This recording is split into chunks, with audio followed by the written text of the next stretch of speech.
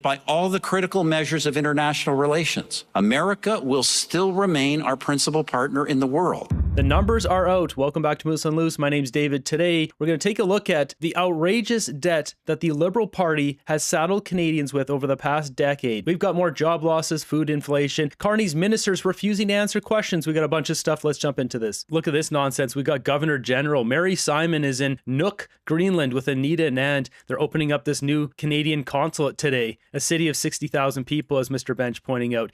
And the kicker to all this? There's only 16 Canadians that live in Greenland. So Mary Simon, she appears where she right here. So there she is, right there. Anita and 16 Canadians live in Greenland. They're opening up a consulate for 60,000 people. Imagine opening a consulate for a town of 60,000 people. It's ridiculous. And with that, it is now complete. They have set up the consulate in Nuuk. Got some photos of it here. They flew out all these people just to go do this. It's ridiculous. There's a picture of all of them on the plane with Canadian flags. Like, I mean, what a waste of money. 16 Canadians live in Greenland. What is this? This is just to send a message to Donald Trump we're wasting more money? What's the money per month of the lease of the office we don't really require? Who's the ambassador? How much are they going to be paid for this position we don't really need? Great questions. Complete waste of resources. Got some big news here. Carney government is giving $146 million of Canadian taxpayer money to Ukraine. As Melissa pointing here, Ukraine secures $690 million grant from Japan, and Canada, 544 of that is coming from Japan. This is not a loan. This is just our money being given to them when we have people in our own streets who don't have food or a place to sleep. They're just giving our money away. Our citizens have to be cared for first, period. Close the border. There's a Russian cargo plane that's been parked at Pearson for years, racking up rental costs. Give the rental fees, fill it full of fuel, hand the keys over to Ukrainian, get rid of it, make a decision. Ukraine should be dipping into their gold reserves, not fighting their own war on international welfare and money laundering. Yeah, they have massive gold reserves. Why aren't we getting paid for this stuff? Take their gold. We'll take straight gold for this stuff. They need some money. They need loans. We'll take their gold. Moving ahead, we've got this from the Hill Times. We need to cancel the reminder of the F-35 purchase, pivot to Saab, and bolster our domestic aviation industry. If the left think that the Americans are so scary and Donald Trump is evil, then why would we build an inferior jet to fight the Americans with? The F-35s would blow us out of the air. This logic has no sense. Obviously, we need to go with F-35s because they're far superior. Period. That's it. We got Chris Workington posting this. Carney's new strategic partners in Beijing are reportedly bankrolling Russia's war in Ukraine, providing 60% of funds used by Moscow for the war. Carney spoke of a new world order in China. Is this what he meant? Supporting countries accused of bankrolling Russia's war in Ukraine? Canadians deserve answers. Moving ahead, we've got Pierre Poilievre putting this out. 52,000 private sector jobs have been lost in January. 28,000 of those are in manufacturing alone. 25,000 jobs lost. 94,000 Canadians gave up on trying to find work in January. 60.8% of Canadians over 15 now work. And with that, we're seeing this coming from the National Post. The Liberal Party of Canada has accumulated $1.27 trillion in debt. Almost half of that has been in over the past 5 years. They are bankrupting our country. This is why food is so expensive. They just keep printing money and making life more unaffordable for Canadians. If you double the amount of money we have, but you're not doubling the goods become more expensive. As we see here, the price of everything has gone up. Coffee, 76%. This is over the past 6 years. Beef, 59%. Mortgage interest, 54%. I wonder who that benefits. Perhaps Mark Carney's friends? Mr. Banker knows a lot of bankers. I mean, he brought in Doug Guzman, and former RBC guy himself. Home insurance, passive products, eggs, rent, restaurant food, bakery items, gasoline, 20% increase. I was thinking about this the other day. Kirk summed it up. Government priorities of handouts, $1,000 to Canadians who can't afford food, $5,000 to rich Canadians who can afford EVs. I mentioned it in my video. Canadians are struggling to meet ends meet, who don't have enough money for food, living in tents, living in their cars. A $5,000 handout from the government for an EV is ridiculous because they can't afford a $50,000 EV. And as he points out, $8,800 raises for politicians. Yeah, of course they're going to get a nice big beefy raise come here in April. And that's not all. Mark Carney's Privy Council office awarded their own executives $28,000 in bonuses in 2025 for a job well done. It's coming from Blacklock's reporter. And what does Carney do? You saw it in the House of Commons this week. He blamed the Conservatives for this. At the beginning of his reign as Prime Minister, he says, judge me on the price of food. Food has gone up, and he blames Pierre Poilievre and the Conservatives for this. And why? Because obstruction. That's why. You blocked everything everything, I couldn't do anything, which is not the case. The Conservatives let this GST handout go through, even though it's going to further increase inflation. It's a temporary band-aid. And Mark Carney's EV subsidies, this is just for the rich left who are buying EVs, and they're buying American EVs because only the Dodge Charger Scat Pack is the only EV that qualifies in Canada, that's made entirely in Canada for the subsidy programs. He's essentially taken our tax dollars, shoring up his base, and those EVs, most of them will be American or they'll come in from Germany or somewhere else. They're not going to be Canadian cars. And we've got Liberal Dan McTeague with this. The federal EV subsidy program is coming back, despite the fact that it amounts to a subsidy for wealthy Canadians, and the last time proved to be way more expensive than expected. Let's jump over to the Moose chart here. I just want to break down some of these companies that Mark Carney's got in his Brookfield Global Transition Fund 1. With his EV handouts, those $5,000 handouts of taxpayer money shoring up his Liberal base. Look what he's got in here. We're just going to break this down just so you can see the companies that he put in here. This very same fund that he gets his carried interest, 3% of the total profits here after Brookfield gets paid, depending on how many years. If it's 15% return that Brookfield gets, 20-25%. You've seen this on the channel. We're talking hundreds of millions of dollars. So number one, Westinghouse Electric Company. He mentioned this during the election. This is one of the most important pieces in this fund. Brookfield bought this company with Camco. We've got Deriva Energy, formerly Duke Energy Renewables. They acquired this for $2.8 billion.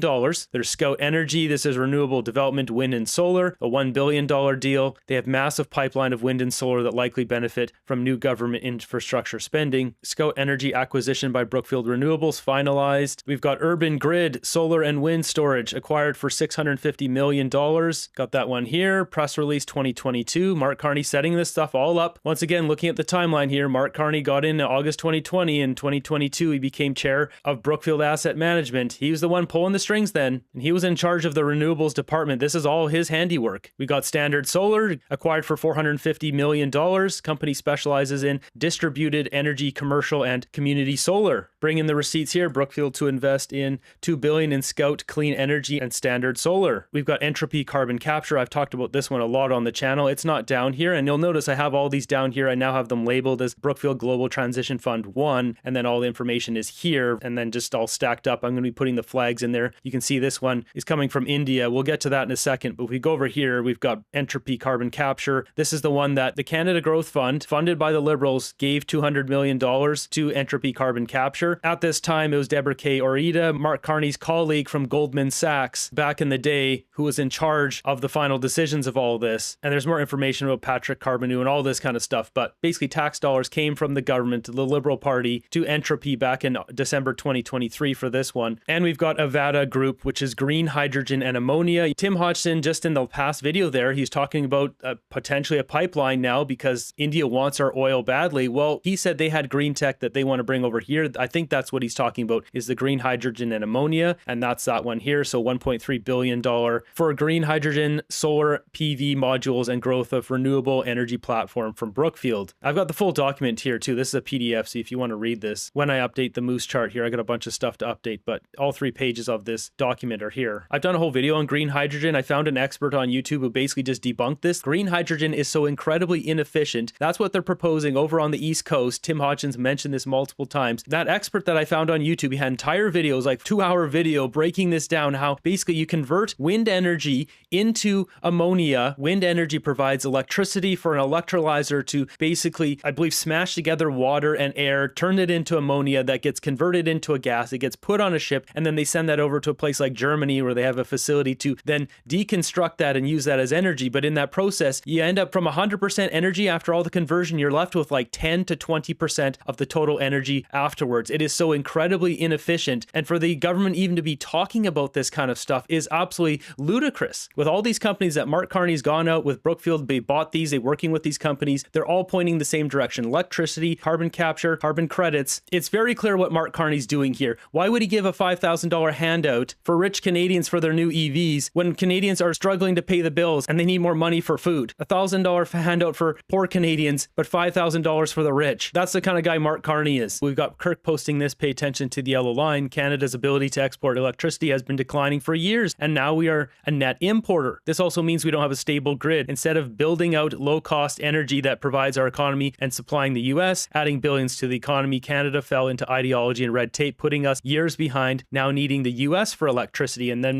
the numbers don't lie. This is something we've known for a while now. You can see the yellow line here, and if you look here at this blue area and the gray area, this is is positive and this is negative. Well, we're below now. We're right here, as in we have to import the electricity. See in the bottom left, imports versus the gray's exports. For the final line here of 2025, you can see there's more blue line than gray line, meaning we're a net importer of electricity. This will just continue to get worse. We are so far behind the times. BC went from a net exporter to importing up to 1/4 of its electricity from America at a cost of $1.4 billion a year. And the people still re-elected the NDP. That's how dumb everything is today. You just can't make this stuff up. Jumping ahead here, we've got Stephen Harper giving a speech after 20 years since he became prime minister, and someone was caught on the CTV mic, hot mic, saying that he's right, saying that Donald Trump is not to blame for this. It is the Liberals. Sure, some of the most recent layoffs, the tariffs in the auto sector, go to Donald Trump. In general, most of this stuff is because of bad Liberal policies. It's right as the transition happens from going from his speech over to Vasi Capello, so you can hear the person say it. Somebody in the newsroom, it's not Vasi. These realities mean that we must reduce our dependence on the U.S.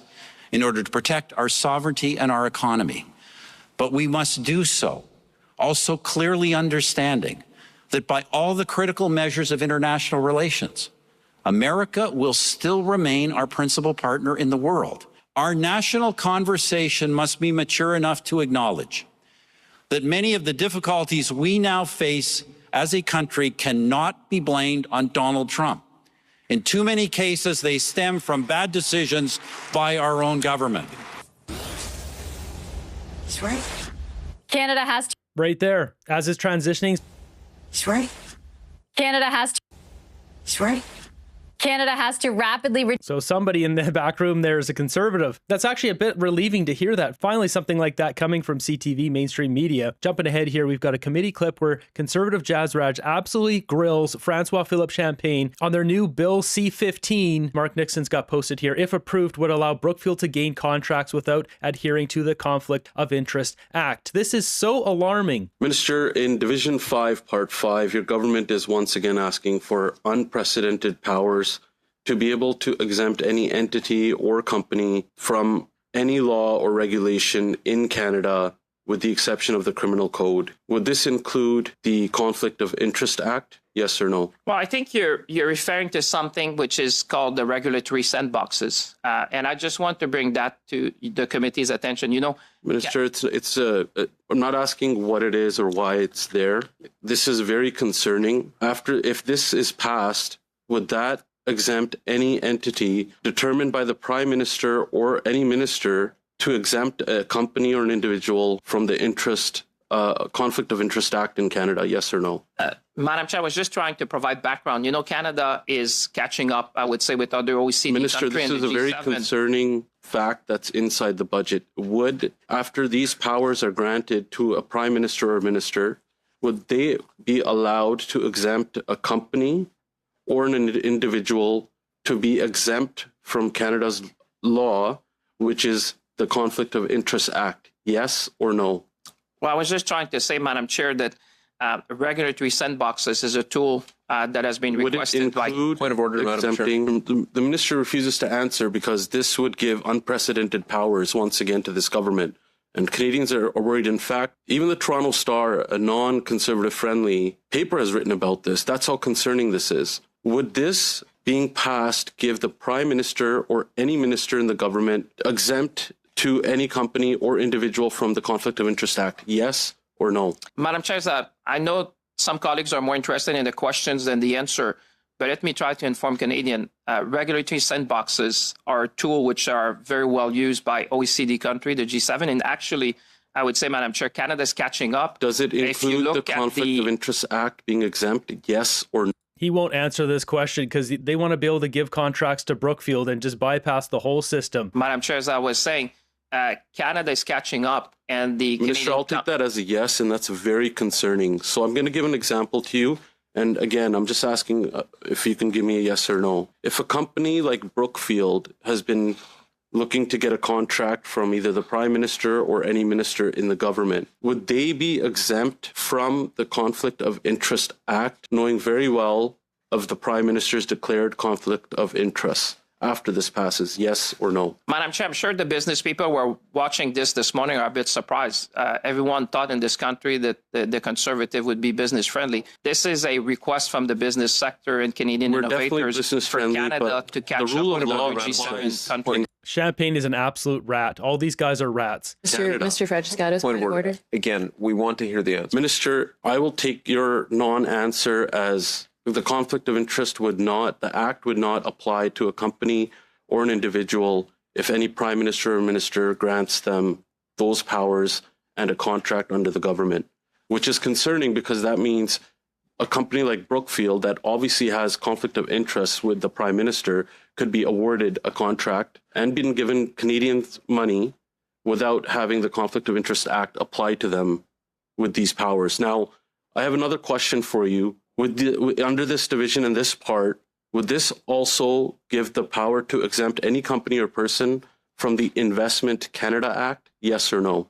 Madam Chair, let me try to explain to Canadian that what we call regulatory sandboxes is subject to a number of safeguards. Let me just list a number of them. So would the safeguard, let's go off of that. You said it has a safeguard. Does the safeguard help to prevent a company like Brookfield from being awarded a contract and exempt from the Conflict of Interest Act? Yes or no? Madam Chair, as I was trying to explain to Canadians, there's a number of safeguards in the Act. Does the safeguard include conflict of interest? Yes or no? Madam Chair, as I said, I feel there's some who are more interested in the questions than the answer, but Canadians, I think, would rather hear Minister, the answer. Minister, this is very concerning that you can't answer this. It's painfully clear what they're trying to hide.